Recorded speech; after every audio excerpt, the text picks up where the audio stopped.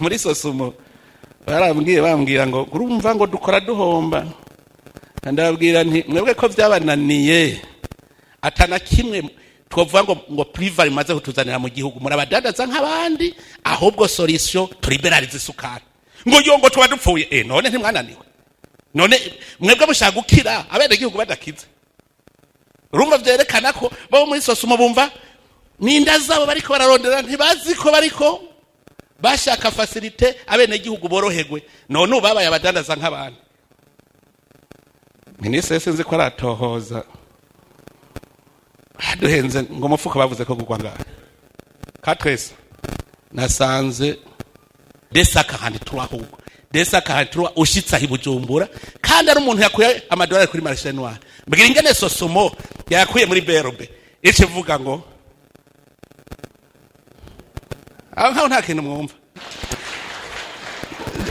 Ndabwira indongozi nimubanze mwikuremwo ivyo byo gusehera inda zanyu, niyumvira bene gihugu.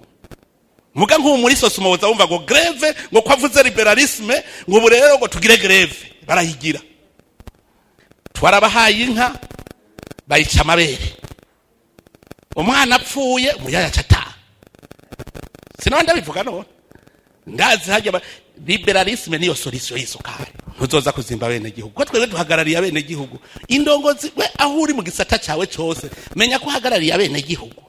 Je mbwira rero ingene ivyo leta yavuga ko yogiramwo subvention ari byo biciye bizimba. Ivyo birumvikana. We engrais chimique, les engrais leta itanga subvention de 74%. None tugwa amahera wowe yajane iwawe mu nda yawe na yabene gihugu, kubera ko cyubazimba wowe ucutwara ibice byinshi kurusha bene gihugu. Ibintu byose dukora tubikore tuvuga tuti jewe shaka ko abene gihugu baramigwa. Mwako mwinda yanjira migwe mu vyabene gihugu. Emiruta